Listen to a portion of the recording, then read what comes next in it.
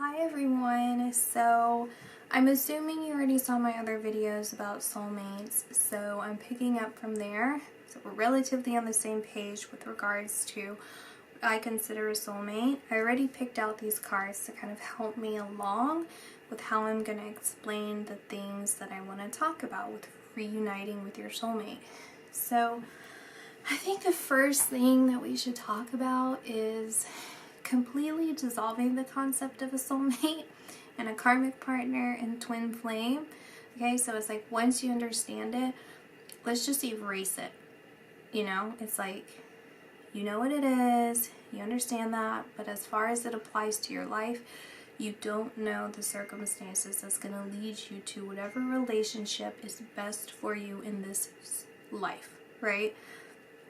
And you also have to take into consideration the fact that your soulmate, your true soulmate, may possibly be of the same gender in this lifetime. They might be in a different place that doesn't allow for the liberties that you might have. They may not be here on earth at all. And so keeping that attachment, that label to a specific person, I personally feel is going to be unfair to both of you, because you might be misinterpreting the situation or hanging on to things that need to be let go of so that it best serves everyone that's involved. So that's kind of where I sit with that.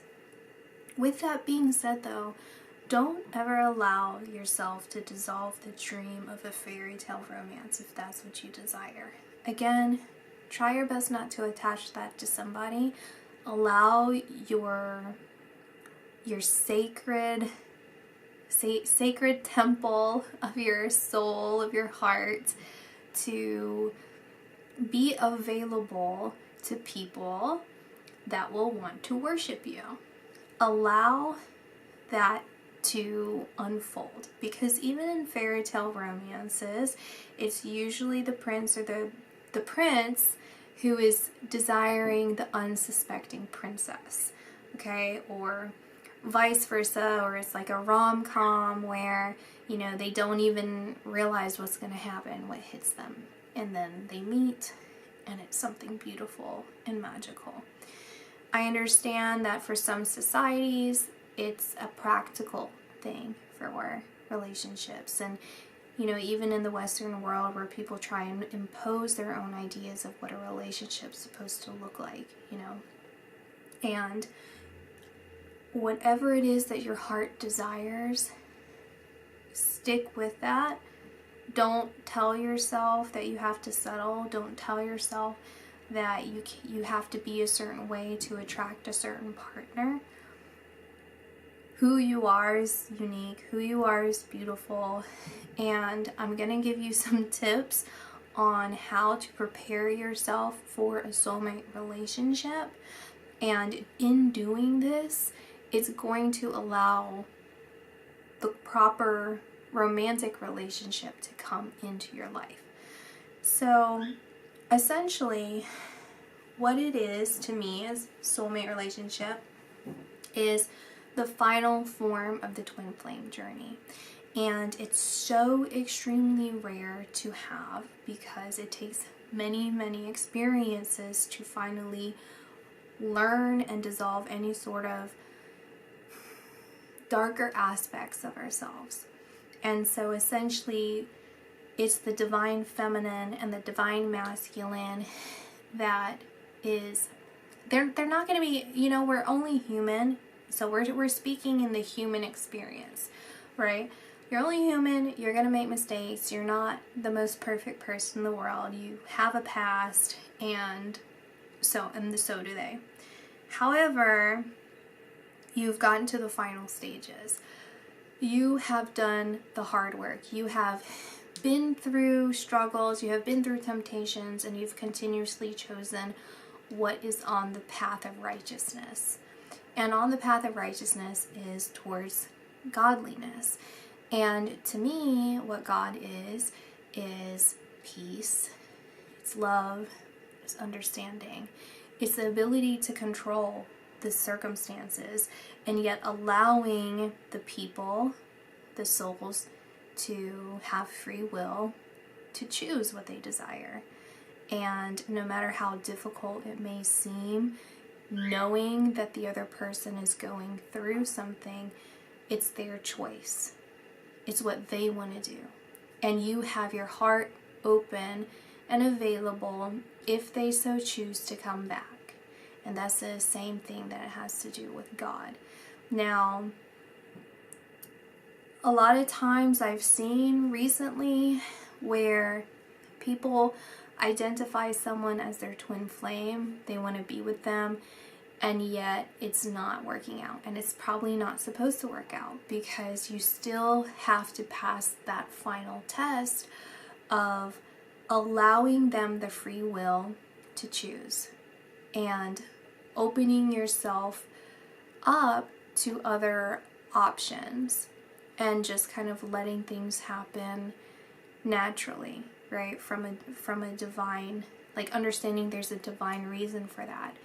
And so the trouble kind of comes in with a lot of different people who are going to psychics or doing their own kind of thing, or doing things in real life, right, where they're going after people and trying to make themselves out to be a certain way in order to essentially, in some ways, hang on or manipulate the other person into being with them, because the desire is so strong.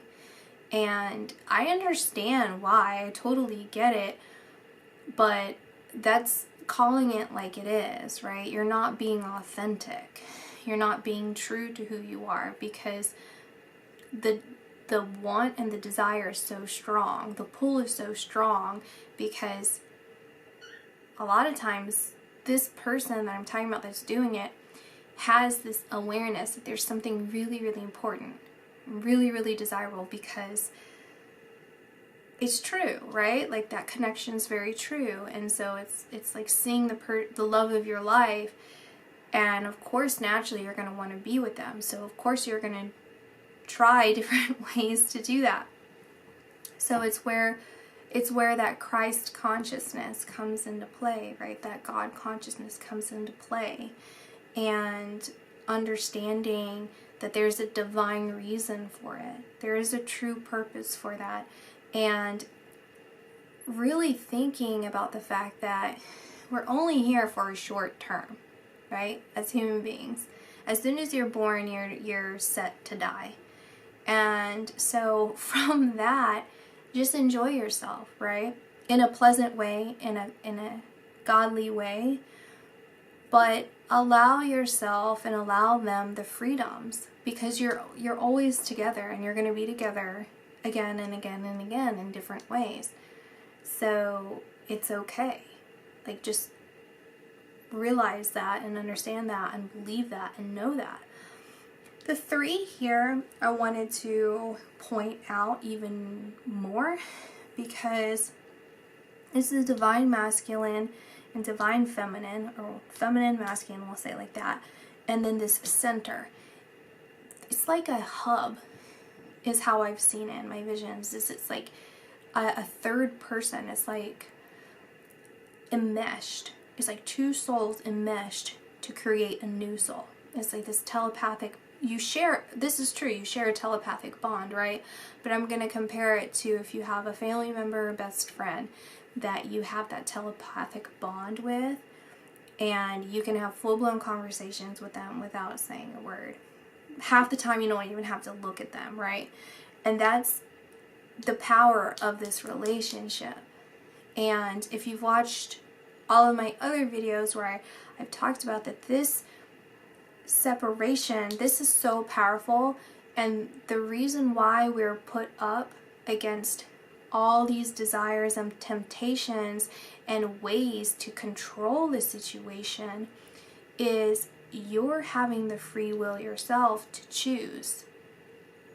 Do I embody Christ consciousness, or do I do the opposite and further separate us? Because you are in turn taking part in keeping the separation extended.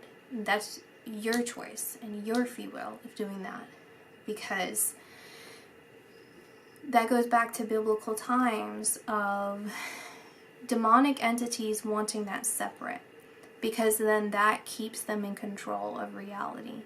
That keeps them existing, because when you embody love, you have no darkness, right? When you have a twin flame, the center of the flame has no shadow. It doesn't cast a shadow. It's beyond that casts the shadow. So, essentially, ways that you can prepare yourself for a soulmate relationship that will speed this process up, whether it happens in this lifetime or not.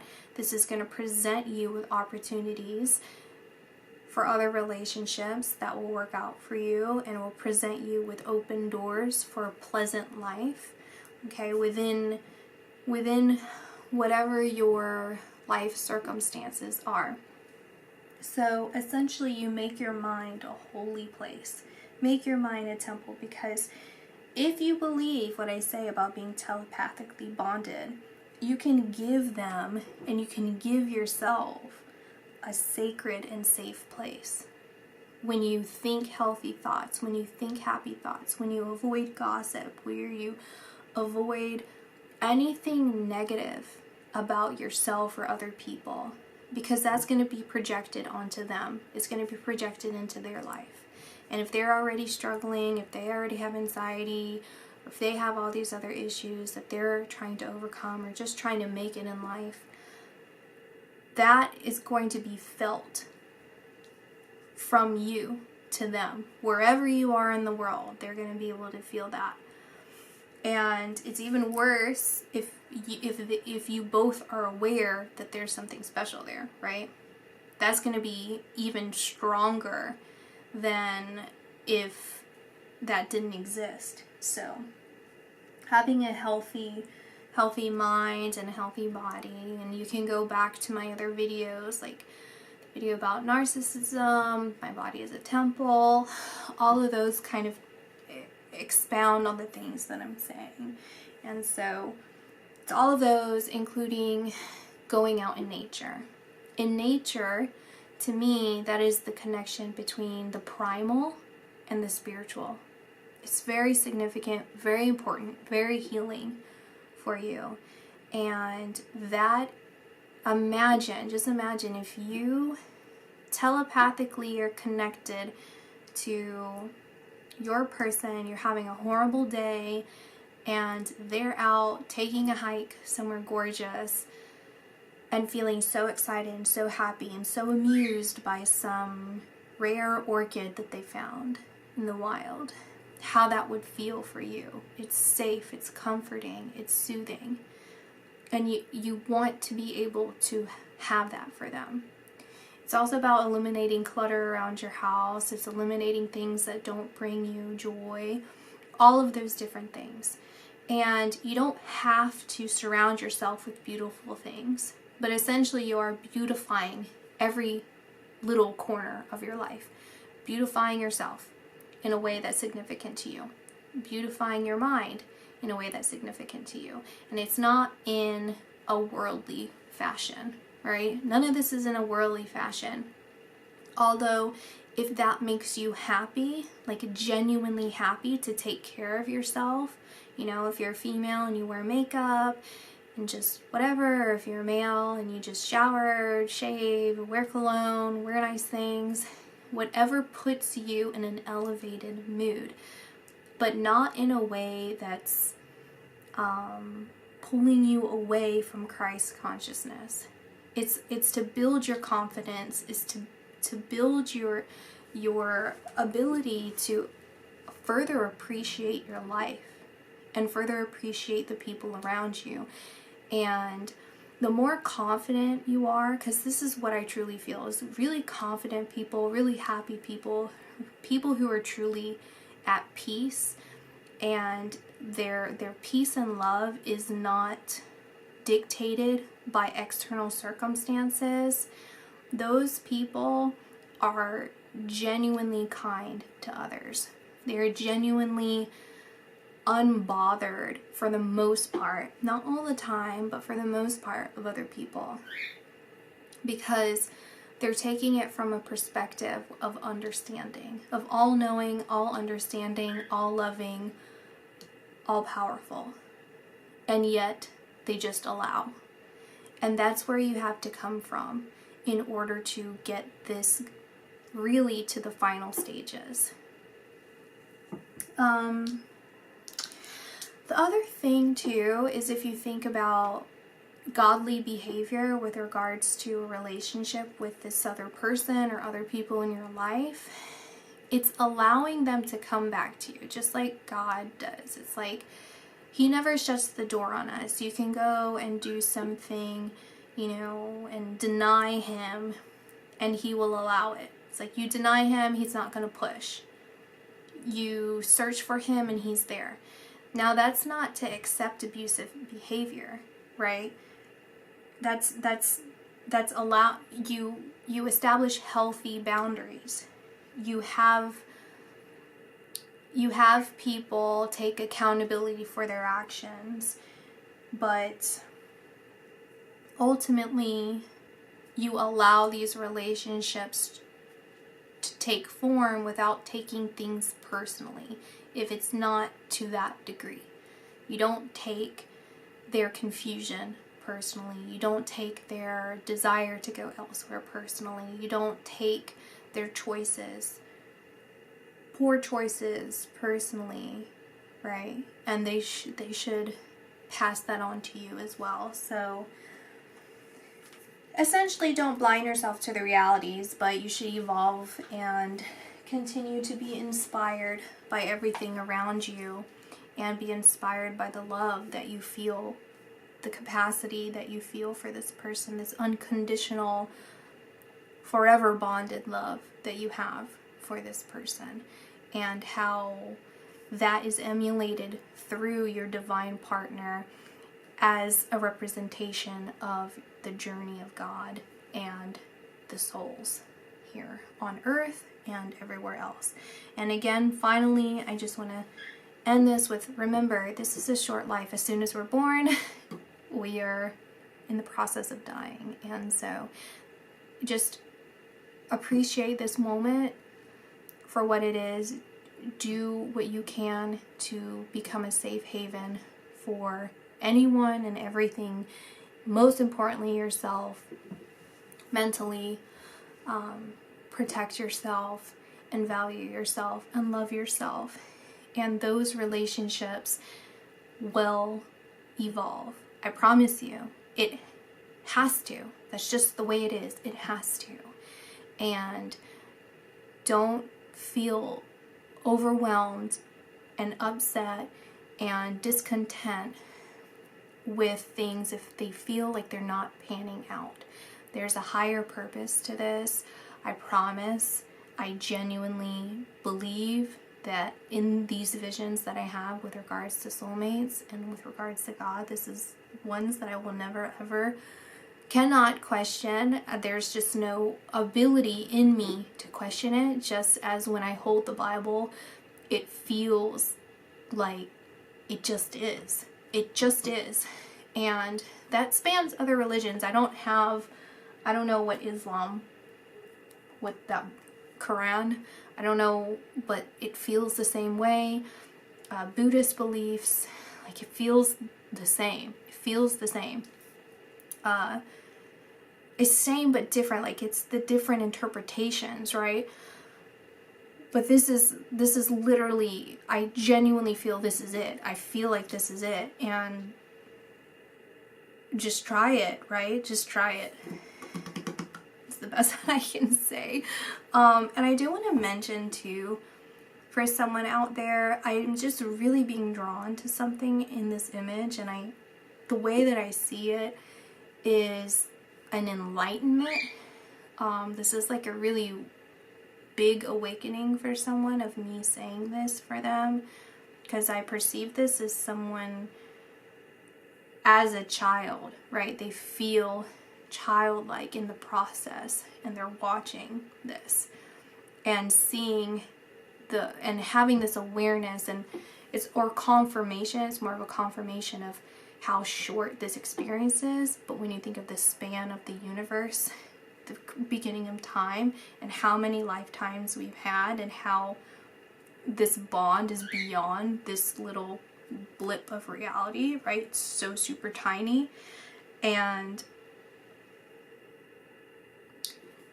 there's a failed dream with Imagine being reversed. It's like I was trying to let go of this dream. I was trying to let go of it because of what I feel everyone says is reality, or everyone says is something. And this is like a divine message, like a guardian angel. Your guardian angel is coming through to bring you that inner peace and understanding that everything is okay and is going to be okay. And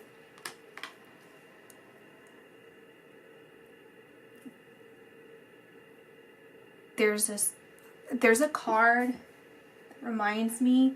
It's called There's a Surprise on the Horizon. That's not it, but this came out, Archangel Shamuel. But this is at the bottom of the deck. The best is yet to be. I guess I'll get this because this is moving. And this too. Embracing healthy relationships. The best is yet to be. Good things have happened, but even better things will be presented in the future. And miracles out of mistakes. Use your mistakes to inspire and empower you to face brighter days ahead. And this is a constant repetition because we have the Five of Cups, where it feels like you've lost all your chances. I lost all my chances. All the cups have been spilled. What am I to do? I've ruined the garden. And look at this in the horizon. All these birds are coming in, messages and messages and messages and messages. Like, hey, it's all right. And who comes in riding on a horse with a cup that's even more beautiful? And all the butterflies. The butterflies are like, it's fine. You might have crushed a couple, but we'll come in and, you know, enjoy the ones that are left. And he's got a cup. Like, don't worry. Don't worry. It's all good. So, yeah, I feel like someone out there's a surprise. I'm getting chills. I am getting chills. Okay. That's it. Bye, guys.